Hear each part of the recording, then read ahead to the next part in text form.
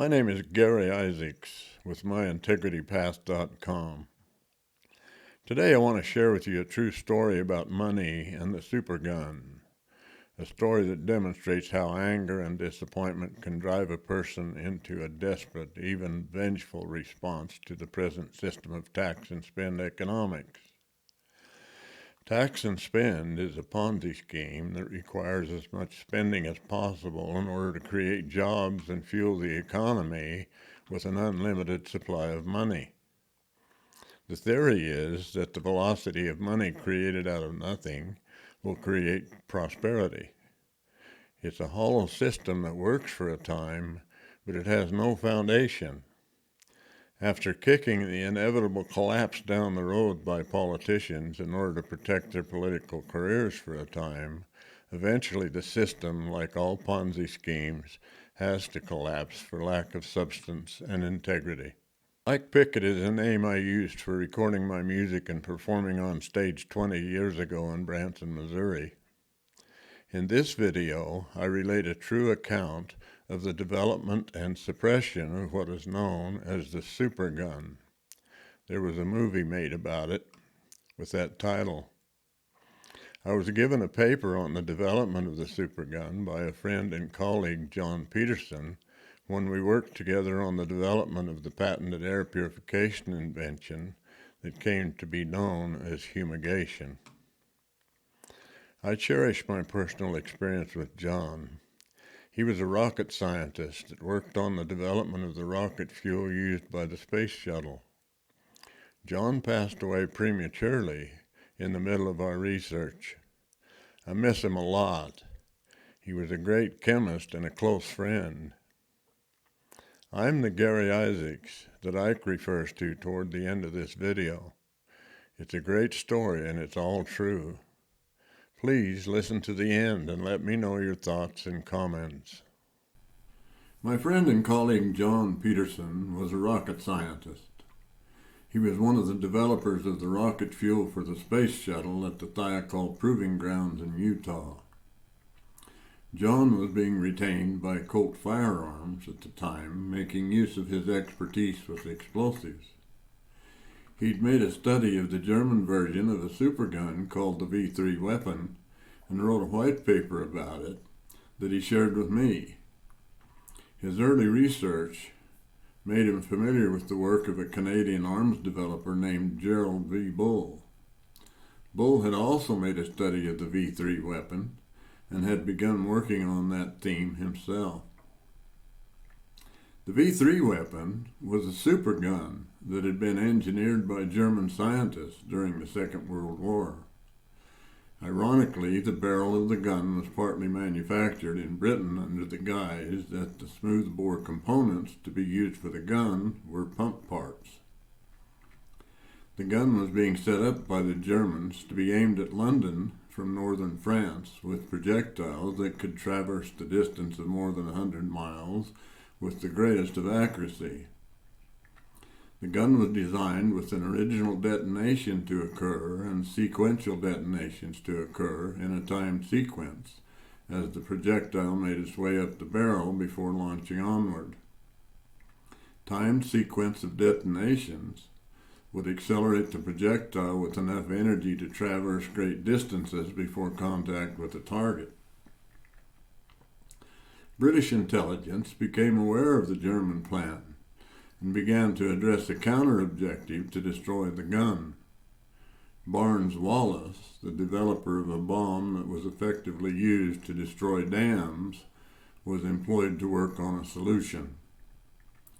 Wallis built a bomb called the Tall Boy with a sharp nose that would drive a short distance into the ground before detonation.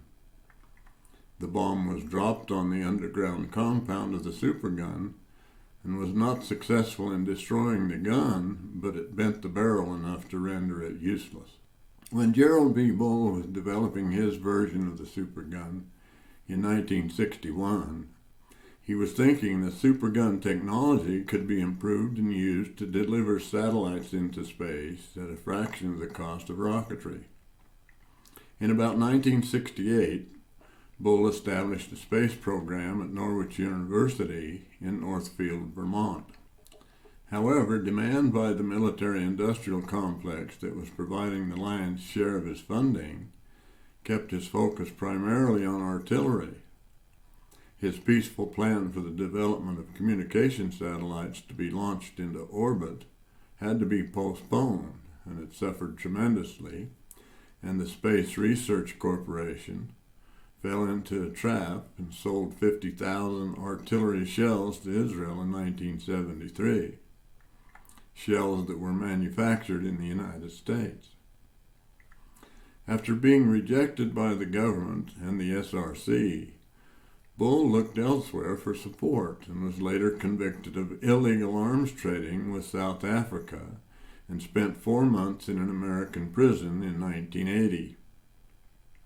After being released, an angry Gerald Bull moved to Brussels, Belgium, known at the time to be the arms capital of the world, and he continued his search for funding to proceed with the supergun development. Unfortunately, having previously compromised for funding by military interests, he found the desired funding from a sinister source. Saddam Hussein and the Iraqi government offered funding to Bull in exchange for his expertise in artillery. Saddam was intrigued by the possibility of firing projectiles at Jerusalem, but he was skeptical of the accuracy of such a long-range gun and was afraid of damaging or destroying the Islamic Dome of the Rock. So to prove that he could, Bull made a small version of the gun in Iraq and shot a projectile 100 miles and took off the top of a mountain. Saddam was impressed and was moving forward with funding for the project before attack by United States forces after the destruction of the Twin Towers in New York City in 2001. Although U.S. inspectors were searching Iraq for weapons of mass destruction, whether they knew about it or not, little attention was given to the railgun project. This sinister activity led to Gerald Bull being found in March 1990 on the floor of the door of his apartment in Brussels with multiple gunshots to his head and neck. It was plainly not a robbery. He was left dead with some $40,000 in his wallet.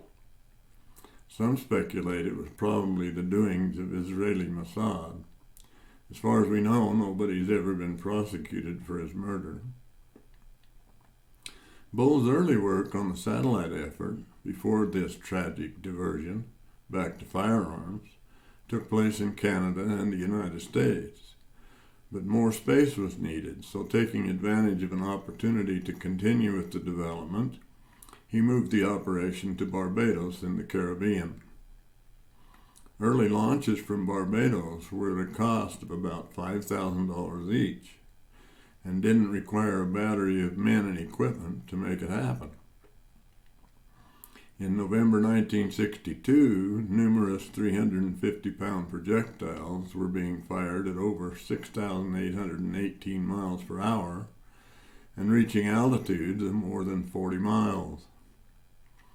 In further tests of the technology at the U.S. Army Ballistics Research Laboratory, a projectile reached an altitude of 155 miles.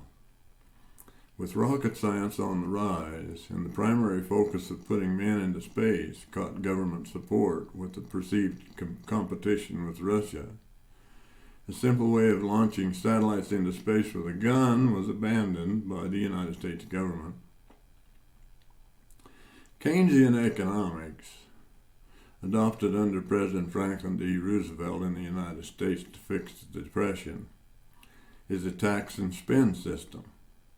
The more you tax, the more you spend, and the more you spend, the more you borrow, and the more you tax.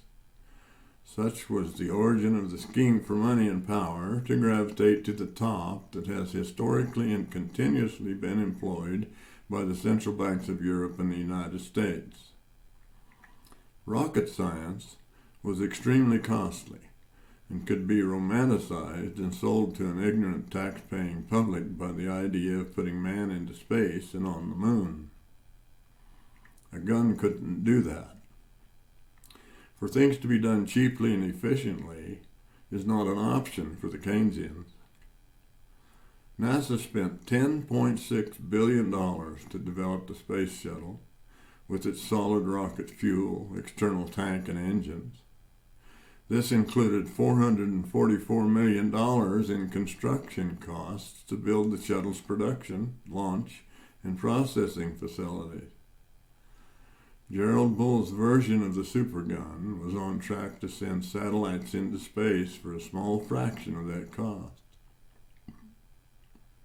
When we compare the benefits of sending humans into space with sending satellites, the economic difference is enormous in favor of the less costly methods, the supergun.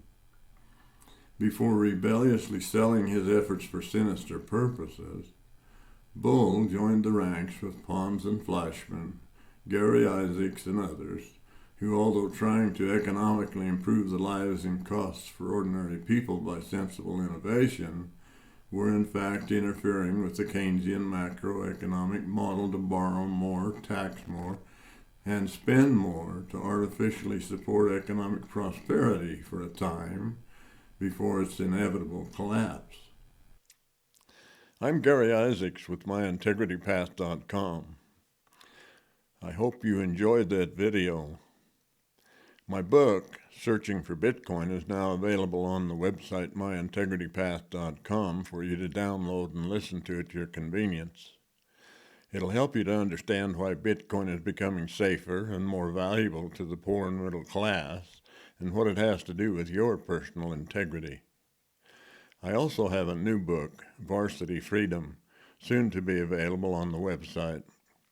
I'll be back soon, but in the meantime, my advice is that you repent daily and sleep well at night, knowing that your integrity and your savings are in your own custody.